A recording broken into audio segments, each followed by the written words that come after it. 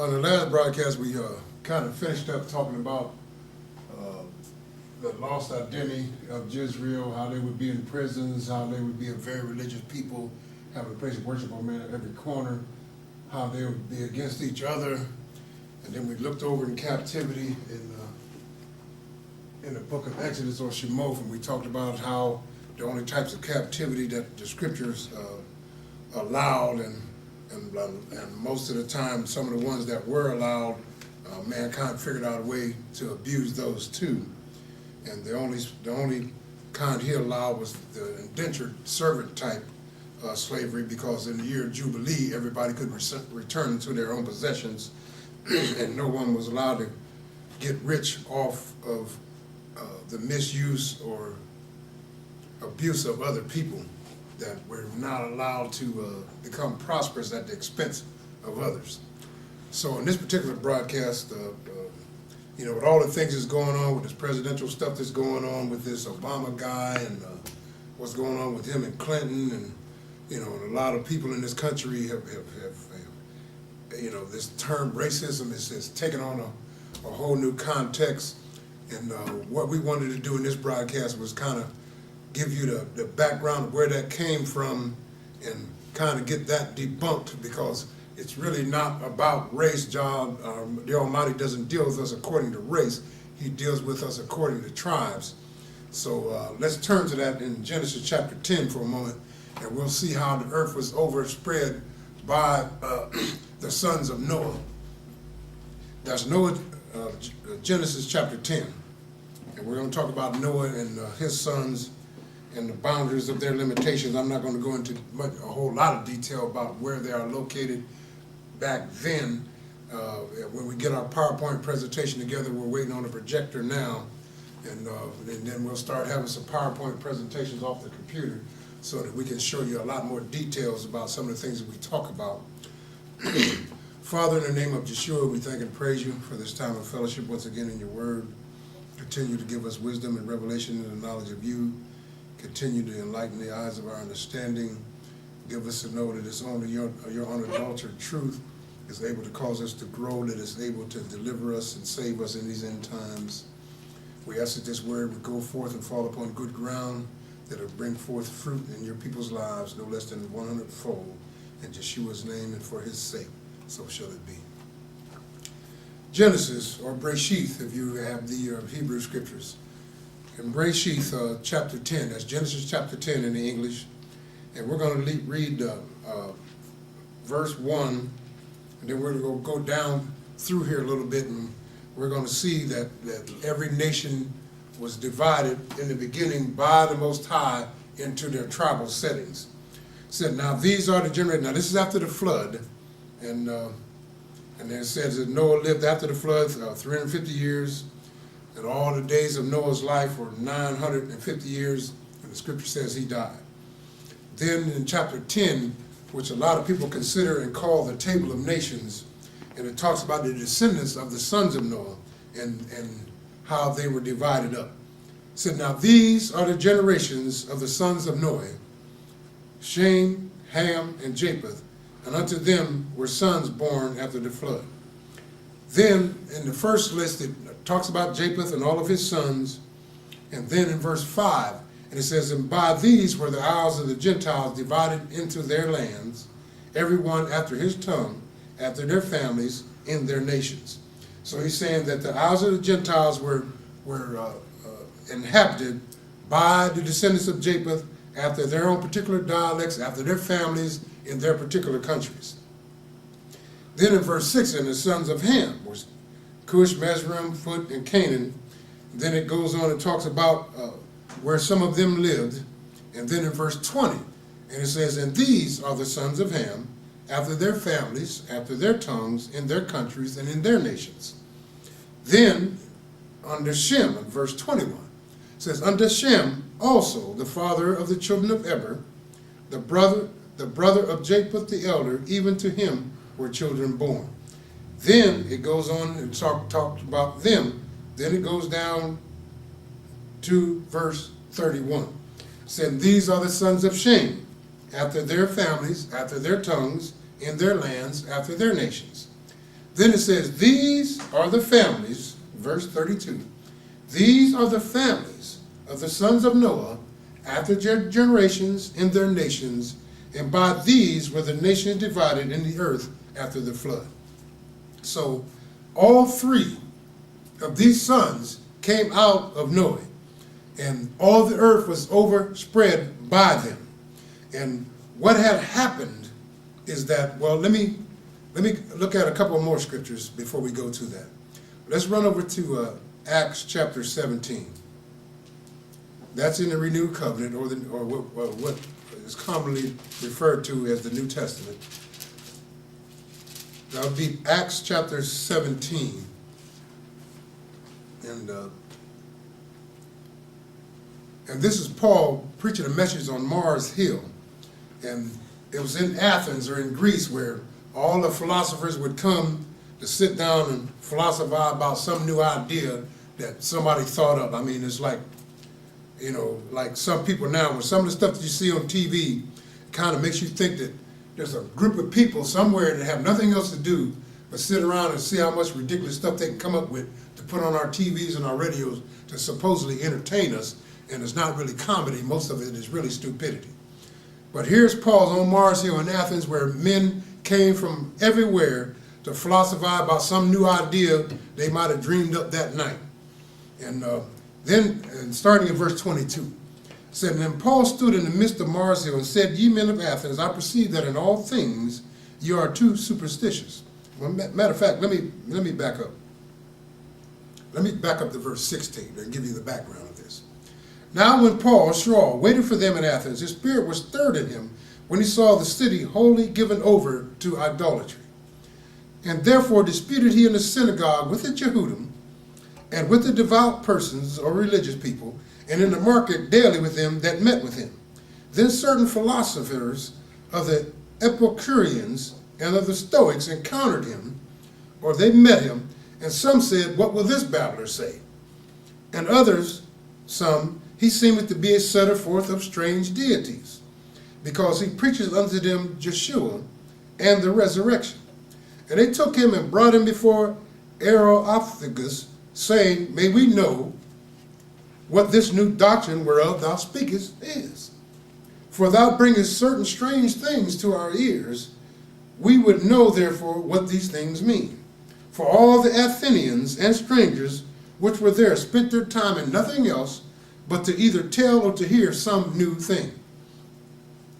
Then Paul stood in the midst of Mars Hill, or the court, and said, ye men of Athens, I perceive that in all things you are too superstitious, or too religious.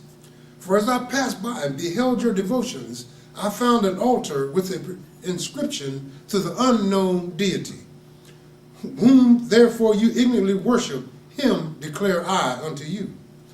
Elohim that made the world and all things therein, seeing that he is the sovereign ruler of heaven and earth, dwelleth not in temples made with hands, neither is worshipped with men's hands, as though he needeth anything, seeing he giveth life, giveth to all life and breath and all things. And listen, here's the part I want you to see. And hath made of one blood all nations of men for to dwell on the face of the earth, and hath determined the times before appointed and the bounds of their habitation. So Paul is saying that all nations were of one blood. There may be different types of that blood, but he's saying of all men on the globe, he made them all of one blood. And then, let's go over to Acts chapter 10. And because we want to look into one of the main propagators is Johann Friedrich Blumenbach. We're going to look at him because he's one of the main men that came up with the race thing after the Almighty said that the nations of men would be divided up amongst the sons of Noah, and they would have their own particular tribes in their particular countries and their particular dialects or languages. And then mankind came along and came up with the race thing. This is in the book of Acts, chapter 10. The book of Acts, chapter 10. And here's Cornelius. The story is about in Caesarea, there's a man named Cornelius who was a centurion of the Italian band. And the scripture says he was a devout man, and he feared or reverenced the Most High with all his house. And it says, and he gave much alms to the people. In other words, he did mighty acts for the poor. And he prayed to the Most High always. So now here's Peter, and Peter's up on the roof praying, and a lot of people take this scripture out of context. Well, let me just read the scriptures, and then we'll deal with it from that point. Let me read the entire scripture. There was a certain man in Caesarea called Cornelius, a centurion of the band called the Italian band, a devout man, one that feared Elohim with all of his house, and which gave much alms to the people, or many gifts to the poor, and prayed to the Most High always. He saw in a vision, evidently about the 9th hour of the day, an angel of the Most High coming to him and saying unto him, Cornelius. And when he looked on him, he was afraid and said, What is it, ruler? And he said unto him, Thy prayers and thy alms are come up for a memorial before the Most High. Now send men to Joppa and call for Simon, whose surname is Petra or Peter. He lodgeth with one Simon, a tanner, whose house is by the seaside. He shall tell thee what thou oughtest to do. And when the angelic messenger which spake unto Cornelius was departed, he called 2 of his household servants and a devout soldier of them that waited on him continually. And when he had declared all these things unto them, he sent them to Joppa. Now, here's a passage of scripture that a lot of people have taken and twisted up, even though it doesn't say what most people try to claim that it says. A lot of people try to take this passage of scripture and try to say that now all of a sudden it's okay to eat things that the scripture says that are unclean.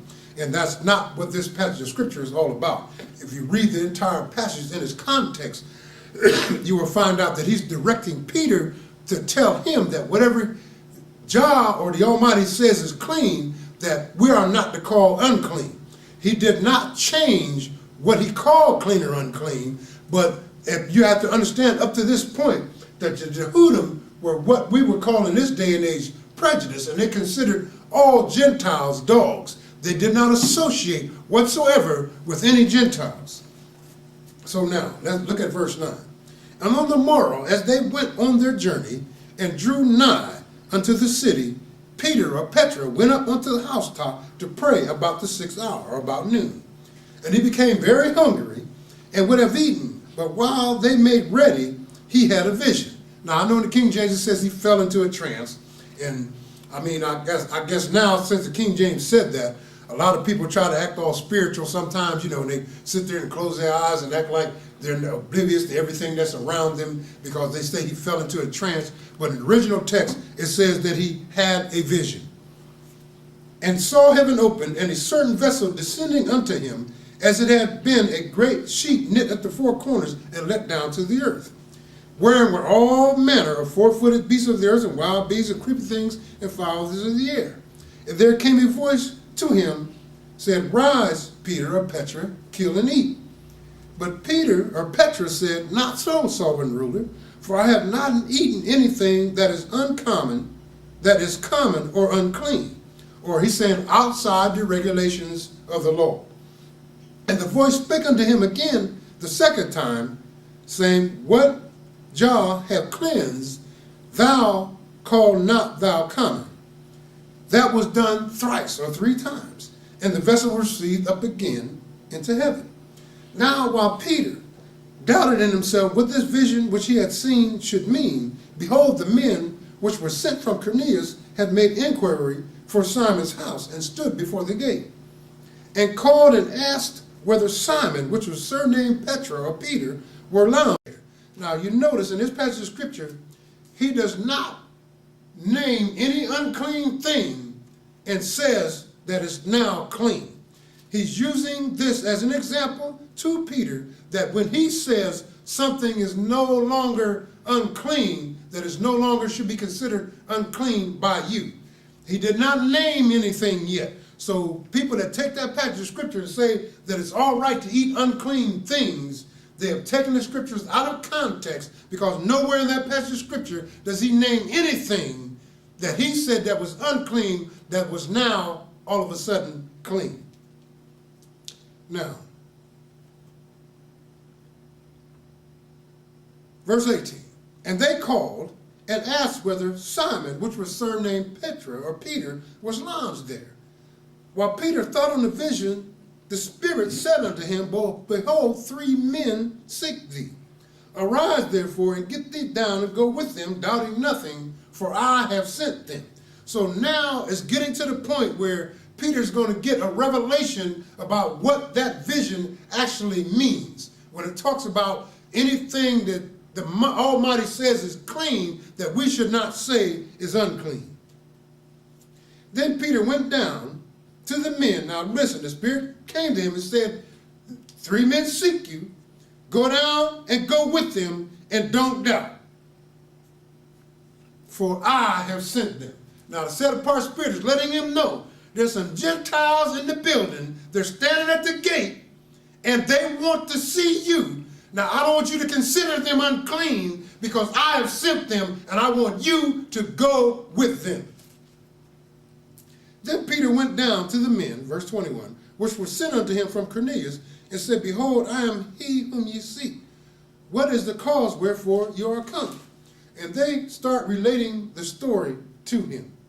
And they said, Cornelius, the centurion, a just man, and one that feared the Most High, of good report among all the nations of the Jehudim, was warned from the Most High by a set apart messenger to send for thee into his house and to hear words of thee.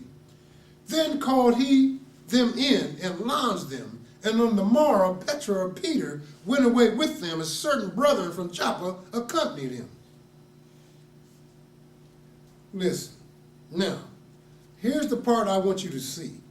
At this point, this is the first time that Gentiles are given an invitation into the renewed covenant that the Almighty has made with his earthly chosen people through Yeshua the Messiah. And on the morrow, after they entered into Caesarea, and Cornelius waited for them, and had called together his kinsmen and near friends. In other words, he called all of his Gentile relatives, all of his Gentile friends, and now they're all up in his crib, waiting for Peter and the men that accompanied him. And as Peter was coming in, Cornelius met him and fell down at his feet and worshipped him. But Peter took him up, saying, stand up, I myself also am a man. And as he talked with him, he went in and found many that were come together. Now here's Peter, a man that considered Gentile dogs. Not only did Gentiles come to get him, now he's in his household, surrounded by Gentiles. He's at Cornelius' crib, surrounded by Gentiles. And he said unto them, ye know how it is an unlawful thing for a man that is a Jehudim to keep company or to come unto one of another nation. But Jah has showed me that I should not call any man common or unclean. So now this is the lesson that Peter was to learn about the sheep that came down with unclean animals in it, that Jah was teaching him that he's not to call any human being unclean. Listen. Therefore came I unto you without gainsaying or without argument, as soon as I was sent for. I asked therefore, for what intent have you sent for me? And Cornelius said, 4 days ago I was fasting until this hour, and at the 9th hour I prayed in my house, and behold, a man stood before me in bright clothing, or luminous clothing. And he said, Cornelius, thy prayer is heard, and thine alms are had in remembrance in the sight of the Most High. Send therefore to Joppa, and to call hither Simon or Simeon, whose surname is Petra or Peter. He is lodged in the house of Simeon or Simon a tanner by the seaside, who, when he cometh, shall speak unto thee. And immediately, therefore I sent to thee, and thou hast done well that thou art come. Now, therefore, are we all here present before the Most High to hear all the things that are commanded thee of the Most High. Listen, Then Peter opened his mouth and said, of a truth, I perceive that Elohim is no respecter of persons. Now, with all that being said up to this point, and we're going to look at a couple other scriptures, I'm going to do a little history for you right here. And I want you to look at this man's name on this board. How do I say this? Johann Friedrich Blumenbach. Okay? He was a German psychologist and anthropologist. He studied medicine at Jena and graduated in 1775 with his MD thesis at the University of Göttingen. He was appointed extraordinary professor of medicine in Göttingen in 1776, and ordinary professor in 1778. On the basis of his craniometrical research, in other words, analysis of the human skull, he divided the human species into 5 races. Now watch it. This was the beginnings of the Renaissance period, or towards the end of the Renaissance period, when man began to place his mind and knowledge above religion and our Creator. So on the basis of his analysis of human skulls, he divided the human species into five races. The Caucasian or the white race, the Mongolian or the yellow race, the Malayan or the brown race, the Negro Ethiopian or the black race, and the American or red race. Blumenbach's Malayan race equates to Australoid, made up of Australian aboriginals, the people living in what we call Indonesia, Malaysia, the Philippines, Singapore. They also live in parts of Vietnam and Cambodia, Bermuda and Thailand. The majority of them have light brown to dark brown skin, and they speak a language that comes from the Malayo-Polynesian family of languages, and there are 3 major languages that they speak, which is the basis of what we call the Filipino language. The Malays tend to have more prominent eyelids than East Asian people, lower bridge noses, and the term was used to distinguish them from their northern Asian neighbors, such as the Chinese, the Japanese, the Koreans, and the Mongolians. His Mongolian race included all East Asians and some Central Asians. A separate concept from the Mongolian race as defined by Carlton S. Kuhn, who included Southeast Asians, Pacific Islanders, and African or American Indians. Pacific Islanders he considered to be part of the Ethiopian race. And American Indians he considered to be a part of the American race, and he thought that they were not inferior to the Caucasians and were predominantly or potentially could be good members of society. The Ethiopian peoples he included in them were most of the people from Africa, Australia, New Guinea, and other specific islands. In Blumenbach's day, physical characteristics like skin color, cranial profile, etc., with hand in hand with declarations of group character and aptitude. The fairness and relatively high brow of Caucasians were held to be apt physical expressions of a loftier mentality and a more generous spirit. The dark skin and relatively sloped craniums of Ethiopians were taken as wholesale proof of a closer genetic proximity to the primates or monkeys or chimpanzees, despite the fact that the skins of chimpanzees and gorillas beneath the hair is whiter than the average Caucasian skin, and that orangutan and some monkey species have foreheads fully as vertical as the typical Englishman or German. Blumenbach's work included his description of 60 human skulls. This classification was widely accepted for about 200 years.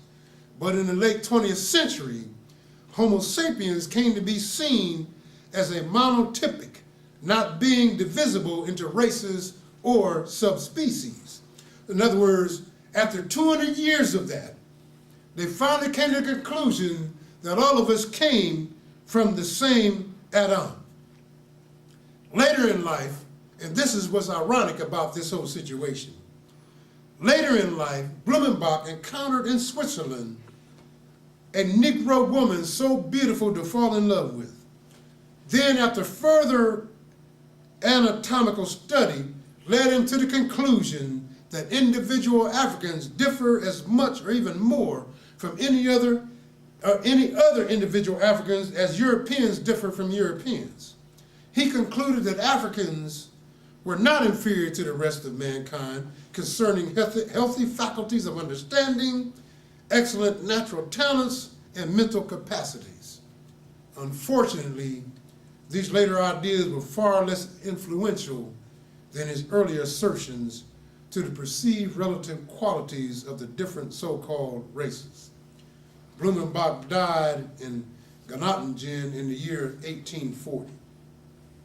Now, this all happened during what we would call the Renaissance period.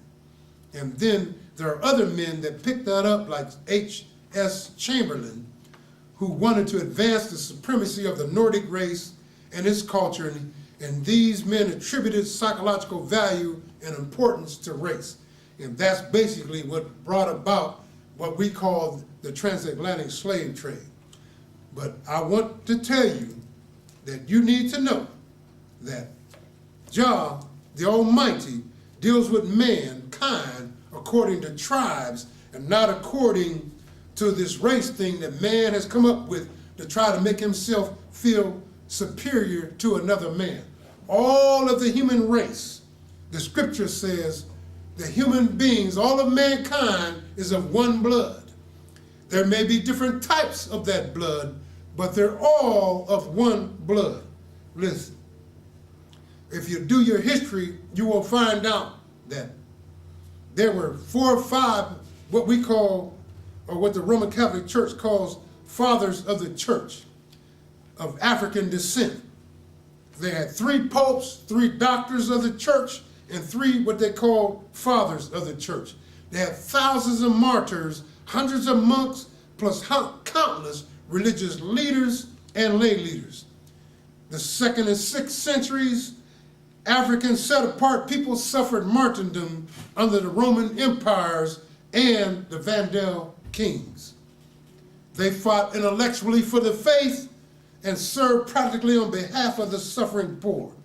In the late 15th century, the set-apart people of Africa spent their lives in the defense of the religion and in service of the faithful. Literally countless of thousands of set-apart people of either direct African descent of the world's largest country and 2nd most populous continent on the globe. The early centuries under the Romans and the Vandal-dominated 5th century, the Renaissance church in sub-Saharan Africa, and the modern church of the 19th and 20th centuries, they have a cross-section of an African catalog of set-apart ones.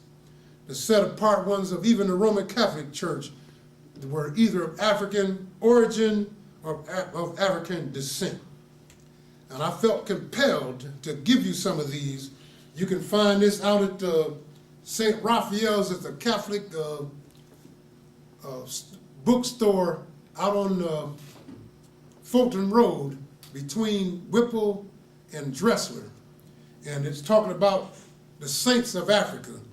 And you need to know that Athanasius was considered a doctor of the early ecclesia or assembly, born in 297 AD, or the Common Era. He was also considered a father of the church. Cyril of Alexandria, in 412, born in 412 in the Common Era, was also a doctor of the church and a father of the early ecclesiae. Victor, born in 189, was the first African pope of the Roman Catholic Church. Augustine, now mind you, all of these men are African or of African descent. Augustine, from 354 to 430 of the Common Era, was a father of the church and a doctor of the early ecclesiae.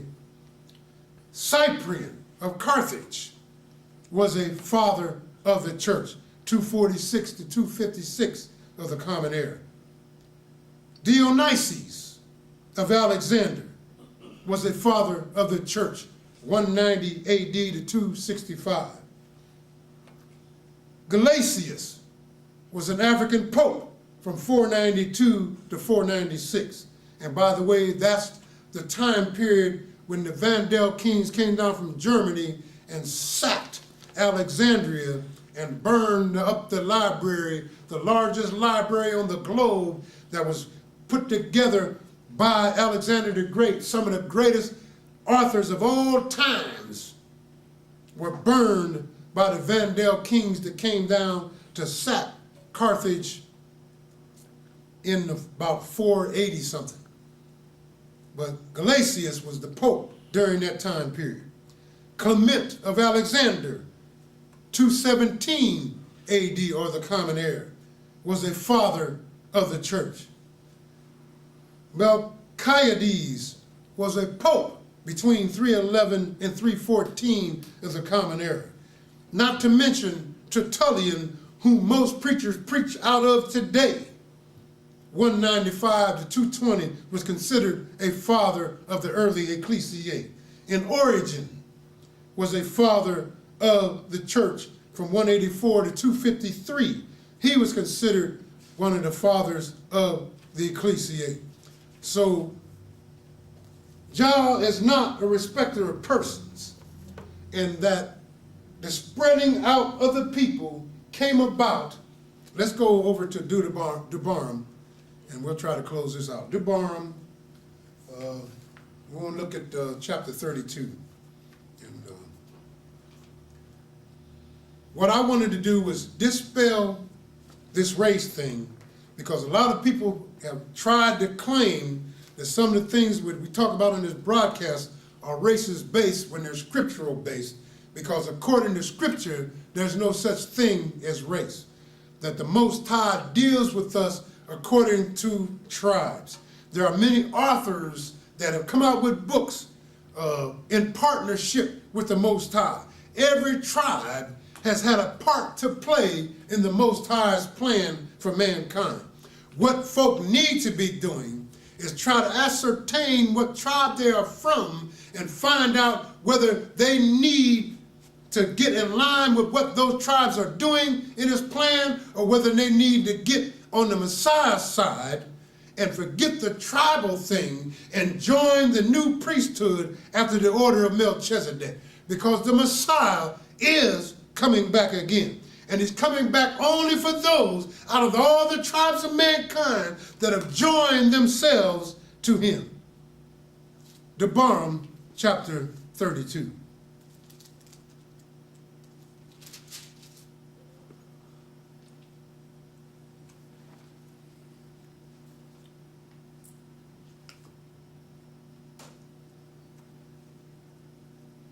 I'm just going to start at verse 1. We want verse 8, but I'm just going to start at verse 1. Debarim chapter 32. Give ear, O ye heavens, and this is Moshe speaking, in a song that he wrote in the ears of all of Jezreel just before he died. Say, give ear, O ye heavens, and I will speak, and hear, O earth, the words of my mouth. My doctrine shall drop as the rain, my speech shall distill as the dew, as the small rain upon the tender herb, and as the showers upon the grass. Because I will publish the name of Jah. Ascribe ye greatness unto our El. He is the rock. His work is perfect. For all his ways are judgment. An El of truth and without iniquity, just and right is he. They have corrupted themselves. They spot not the spot of his children. They are a perverse and crooked generation. Do ye this, requite Jah, O foolish people and unwise. Is not he thy father that hath bought thee? Hath he not made thee and established thee? Remember the days of old, and consider the years of many generations. Ask thy father, and he will show thee, and thy elders, and they will tell thee. Listen. Every father should be putting this into their children. Every elder and every ecclesia should be talking to the young men about these things. When the Most High divided to the nations their inheritance, when he separated the sons of Adam, he set the bounds of the people according to the number of the children of Israel. For Jah's portion is his people, and Jacob is the lot of his inheritance. Listen, he's saying that he divided every portion to the nations, that he set the boundaries where they would live. Now let's go over to Genesis chapter 11.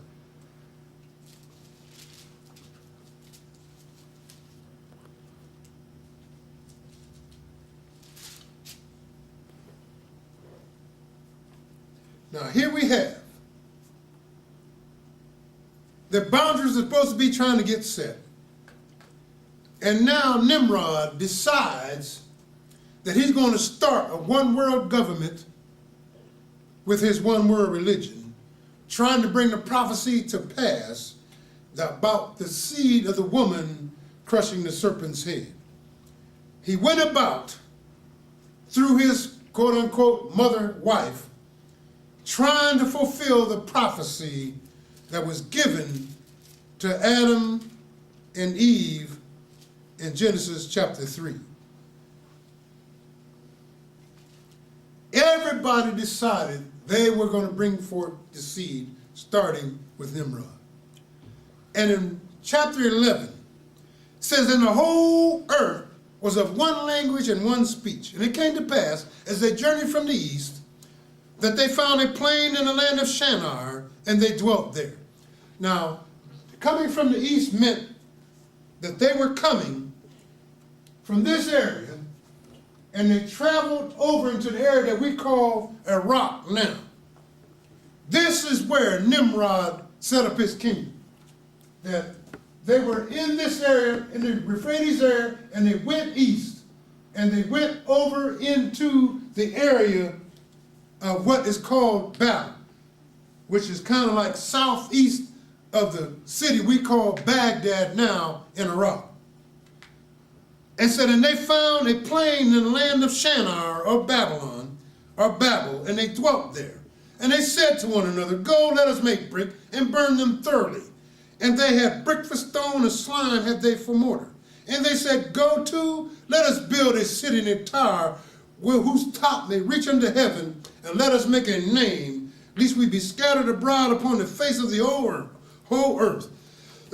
Here they are, rebelling against the Most High. He said, be ye fruitful and multiply, and go out and subdue the earth. And now they want to set up camp in one place, and Nimrod becomes a dictator, and he's beginning to oppress the people, and now he's telling them, we're going to build a tower all the way up to heaven, because I don't believe in that rainbow anymore. I don't believe that he's not going to kill us with a flood anymore. If he drowns us, he's going to have to drown himself, because we're going to build a tower all the way up there to where he is, so he can't drown us anymore. And Jah came down to see the city in the tower, which the children of men builded. And Jah said, behold, a people is one, and they all have one language, and this they begin to do. And now nothing will be restrained from them, which they have imagined to do. let us go down, and there confound their language, that they may not understand one another's speech. Listen. So Jah scattered them abroad from thence upon the face of all the earth, and they left off to build the city. Therefore is the name of it called Babel, because Jah did there confound the language of all the people, and from thence did Jah scatter them abroad upon the face of all the earth. Everywhere he sent mankind, they began to devise wicked ways. All the way up until the Renaissance period, when they began to began to worship themselves, because they felt like they came out of the Dark Ages and thought they were something now that they could learn things. The Gentiles came out of there, started feeling superior. They began to label people as races, and that's the reason we have this mess today. But you can rest assured, the Most High deals with us according to tribes. And unless you join in with the Messiah on his return and become a priest after the order of Melchizedek, it won't matter what tribe or what quote-unquote race you think you're from, you will suffer his wrath. So know of a surety that when we talk about things on this broadcast, we're dealing with tribes and prophecy and Jah's plan, and we need to either get with his plan or get run over. That's the only options that you have in these end times. Listen, research these things out, look up the scriptures and study them. Don't take the word of any man. Don't put your eternity in the hands of any man. You need to study and research these things for yourself to see whether they're... We praise you.